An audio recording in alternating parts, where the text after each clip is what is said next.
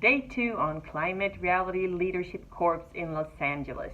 The day started off at about 8:30 with a session where they talked about that 60% of the emission comes from the wealthiest billion on Earth, and that is a good way of thinking about it. It's most of the times we think about that it's the underdeveloped world that is dirty and needs to go green, but actually, I mean, we know in Sweden that if everyone were to live as we do in Sweden, we would need 4.2 Earths.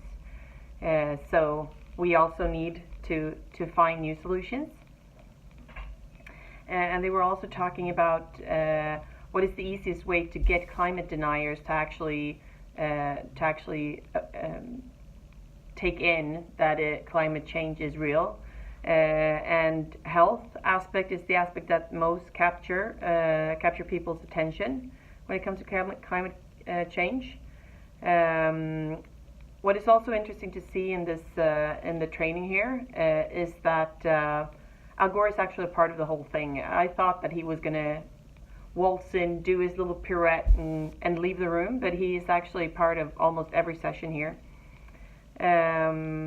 They also talked about how important it is to not put anyone down for what they are doing for climate change, because it's easy to say, okay, but they stopped eating meat once a week. Yeah, but you're still flying. It's always easy to pinpoint something. If someone has the engagement, the motivation, and the will to do something, you should motivate that, even if it's not the largest contribution.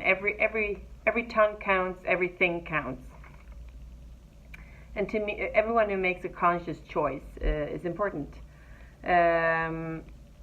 Gore also said that everyone who does something is important, but we need the laws and policies to change, because we need that help, because people do not want to change in the way that we have to unless there are laws and policies, and that's towards the industry, like the sulfur regulations in maritime.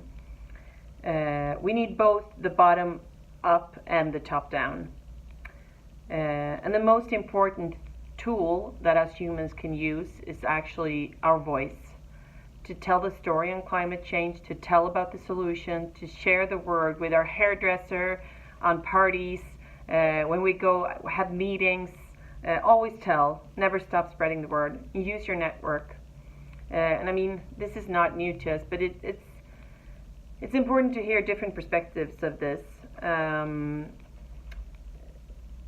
then we've had many workshops today where we talked about how to describe climate change and to find our own story, and to make plans in how to actually use what we've learned here when we come home.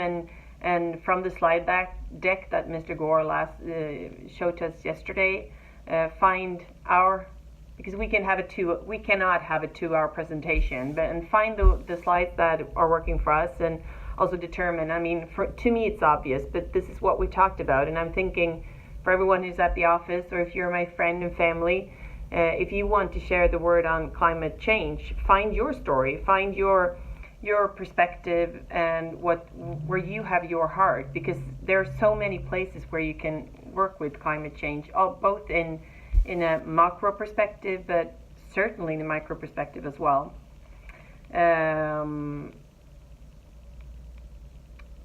Yes. And we continued to have another workshop where they talked about the power pose that I talk about so much, about that 55% is your body language, and it's only 7% that is actually the words that you're saying, what you're saying. So it's your body and how you say things that actually matters. And also we got to do a script for ourselves on how we want to share our story. And then we got to listen to the firefighters that were working in the extreme fires that have been here in California. And Al Gore actually mentioned Sweden as also having a lot of fires, 6 large fires that were all above the Arctic Circle, which is also just that is significant in itself. talking to them and about how hard it is for them, and they really feel the climate changes in their lives every day. It's been a great day today. We've been working by ourselves a lot, which is good. We got to listen to the mayor of Los Angeles. His name is Eric Garcetti, and he was talking a lot about being inclusive and start where people are and not get them to. And this is also how you meet people who are climate change deniers. Be inclusive, win small battles, be flexible, make a plan, measure it. And also do not expect the one you speak with to come to you if they're not open towards believing in climate change.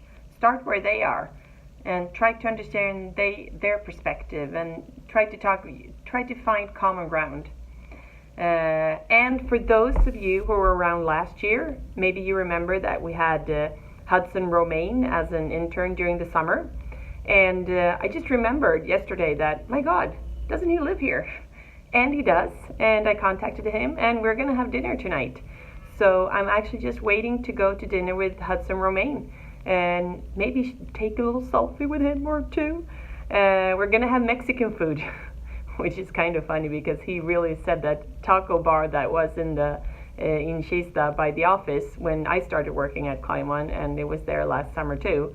He said, this is not Mexican food. So he's taking me to a real Mexican food place. So I'm going to enjoy that a lot. And thank you for watching. I will see you Monday. Bye.